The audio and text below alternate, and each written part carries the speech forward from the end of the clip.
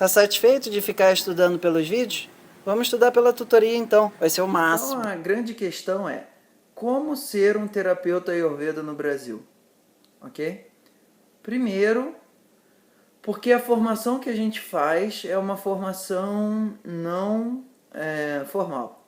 É uma formação de algumas instituições organizadas, etc. e tal. Mesmo que você tenha feito isso na Índia, estudado 8, 10 anos lá, mesmo que você tenha feito formação com bastante lá, de 2 anos nos Estados Unidos, não sei o que e tal.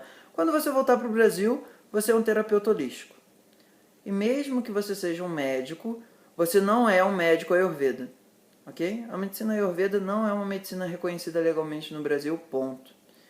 E isso, desde o início, limita a nossa atuação, tanto como, eventualmente, como um profissional de saúde que fez a Ayurveda como complementar, ou quanto um não profissional de saúde que começou a estudar a Ayurveda e começou a atuar como um terapeuta. Ok?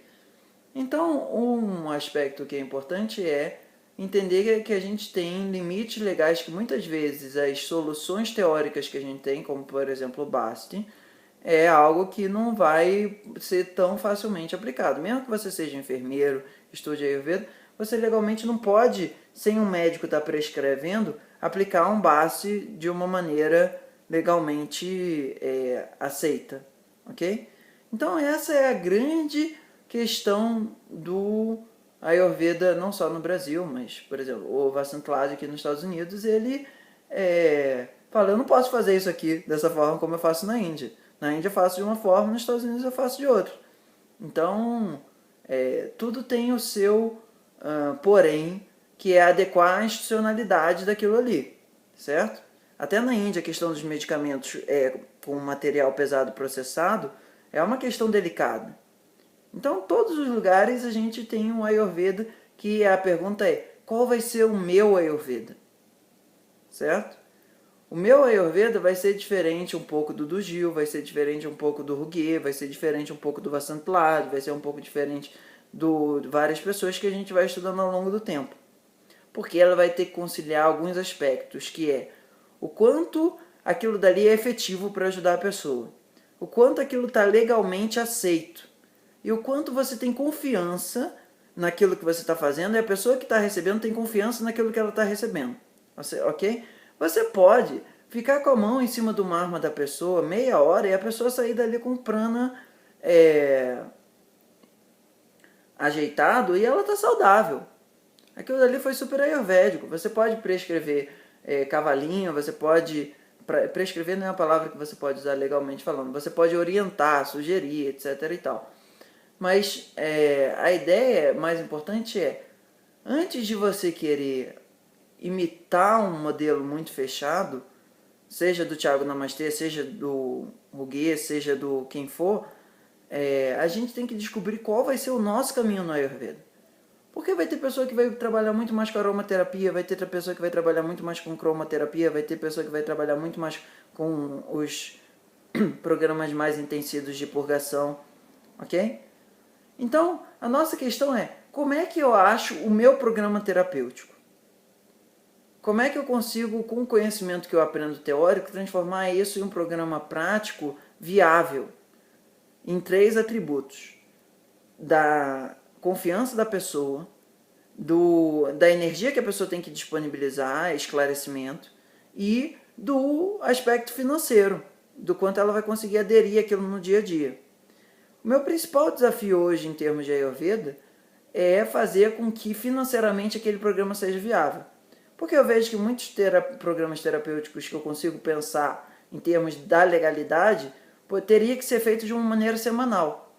Só que de uma maneira semanal, para bancar os custos que é uma vida no Rio de Janeiro com os programas de estudo que o Ayurveda tem nos Estados Unidos, Índia, etc. e tal, fica caríssimo.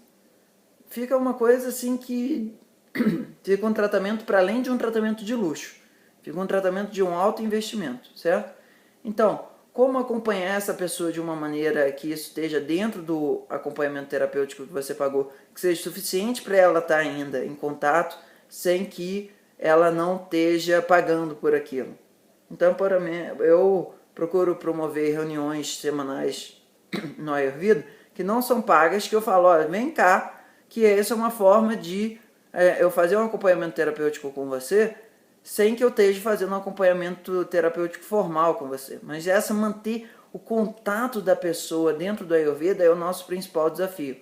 Sessão a cada um mês é um tempo muito longo, ao meu ver. Sessão a cada semana é o ideal, mas fica muito caro. Como é que você concilia isso na prática, certo? Como é que você faz para que todo o conhecimento que você adquire ao longo dos cursos, você possa, em algum grau, transformar aquilo em algo efetivo? A primeira coisa é entender que, ao longo do tempo, o teu programa terapêutico vai ser batido daquele leite, vai sair o ghee. Então, o teu programa terapêutico vai aparecendo ao longo de 1, 2, 3, 4, 5 anos de atendimento clínico, que você vai tendo confiança de que aquilo dali funciona por você. E não exatamente que aquilo dali é o programa certo. Veja bem, você pode, olha bem com cuidado que eu vou falar, ter um diagnóstico que a pessoa é Kapha-Pitta e uma outra pessoa ter um diagnóstico que a pessoa é Kapha-Vata. Você tratar cuidar dela como uma pessoa Kapha-Pitta, aquilo dali funcionar. Uma outra pessoa cuidar ela como uma constituição Kapha-Vata, aquilo ali funcionar. As duas pessoas terem um diagnóstico diferente, terem uma terapêutica diferente, e aquilo dali igualmente funcionar. Ok? Você, enquanto terapeuta Ayurveda, é claro que você ter um diagnóstico próximo ao do que o teu mestre está tendo é interessante. Mas se dentro de você tem a convicção de que aquilo dali é por um outro caminho, se você seguir o caminho do outro terapeuta, do outro Vaidya, aquilo dali provavelmente não vai funcionar tão bem. Porque você influencia no diagnóstico. E você abrir mão dessa perspectiva significa você ignorar um fato que no Ayurveda o tratamento, o cuidado com a saúde é basicamente uma restauração do fluxo de prana. E você, enquanto observador, dificilmente está no estado de samadhi o tempo todo, onde o observador, a observação e o observado estão em harmonia, estão em equinanimidade, estão em samadhi. Ok? Então, o primeiro ponto como terapeuta é meditar. Estado meditativo. Sem um estado meditativo, dificilmente você vai ter a tranquilidade e o centramento para ter a confiança no que você tem que fazer. Certo? O melhor guru é o teu centramento no divino. Esse é o único guru que a gente deveria chamar de guru de uma forma última. Todos os nossos professores e mestres são expressões disso. Por que você estuda com um e não estuda com o outro? Porque aquilo verbaliza, vibra mais o teu guru dentro de você. Quando você fala assim, eu encaixei com aquela pessoa, eu simpatizei com aquela pessoa, eu ressoei com aquela pessoa só está trazendo a vibração de guru de dentro de você para fora. Certo? E lembrar que, assim, quando você está se responsabilizando pelo cuidado de uma pessoa, e muitas vezes esses casos são mais complexos, o nosso papel fundamental como terapeuta não é resolver o quadro clínico de doença da pessoa. Legalmente a gente é proibido a fazer isso. Ok? Nosso principal objetivo é melhorar a situação de padecimento generalizado da pessoa. E muitas vezes, você melhorando a alimentação, a rotina, e com as ervas que a gente legalmente pode atuar, em termos de fitoterapia, você já melhora o nível de prana da pessoa num nível onde aquilo dali permite que a farmácia interna da pessoa volte a dar conta dos desequilíbrios fisiológicos, certo? A gente, como terapeuta, a gente tem que ter menos o nome das doenças no 5º grau de Samprapti, e a gente, como terapeuta, a gente tem que focar muito ali no 3º e no 4º. O que isso significa? Se a pessoa chegou no 5º, no 6º grau de desequilíbrio na gente, a gente vai falar, olha, isso, aquilo outro, Não sou eu que estou buscando resolver. Eu estou buscando melhorar aqui. E se eventualmente você quiser ter um cuidado mais frontal disso dentro da perspectiva da Ayurveda, a gente precisa fazer um programa de Panchakarma. A gente precisa ter a confiança de falar para a pessoa que a nossa atuação como terapeuta vai no máximo até o 3º, 4º grau com uma potência grande. Ainda que no 5º e no 6º, quando ela já está se manifestando com uma doença com os sinais sindrômicos estáveis e complexos, a gente está ali muito mais para dar uma melhorada na situação, para ver o que sobra, para cativar a pessoa para fazer um Panchakarma. Ok? Então, o nosso papel como terapeuta envolve o principal desafio de cativar a pessoa, de ser um certo grau amigo da pessoa, de escutar a pessoa, de ter tempo com a pessoa e fazer com que isso seja uma relação estável no médio prazo e que isso seja viável financeiramente. E muitas vezes esse é o principal desafio. Então, eventualmente, pensar em situações ambulatoriais onde você consegue atender mais gente como numa mesma sessão, onde tudo aquilo que você explica para as pessoas fica disponível de uma maneira... Você fala meia hora para 5, mas você já falou 5 vezes meia hora. E depois isso fica mais fácil. Eu já cheguei a fazer sessões coletivas, assim, principalmente da parte de orientação alimentar. Isso super funciona. Porque aí depois, o que você tem que fazer é uma mudança muito mais pontual na vida das pessoas. Quando elas entendem a Agni, quando elas entendem a Ama, quando elas entendem a Pano, quando elas entendem esses conceitos básicos, a maior parte da minha sessão de orientação alimentar é de introdução. Porque senão aquilo dali não é orientação alimentar ayurveda. Se a pessoa não está pensando em Agni, ela não está fazendo uma orientação alimentar ayurveda. Entende?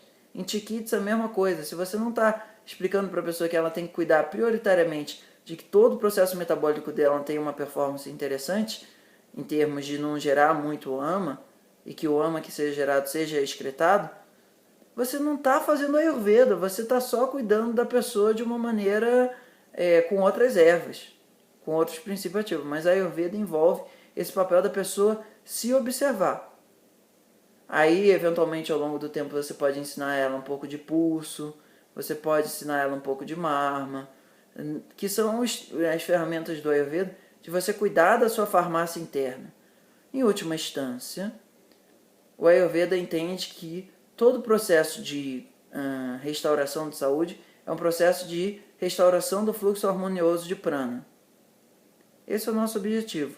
Em última instância, o que a gente está fazendo é mostrar à pessoa como gerenciar esse fluxo de prana e como tem ferramentas de autocuidado.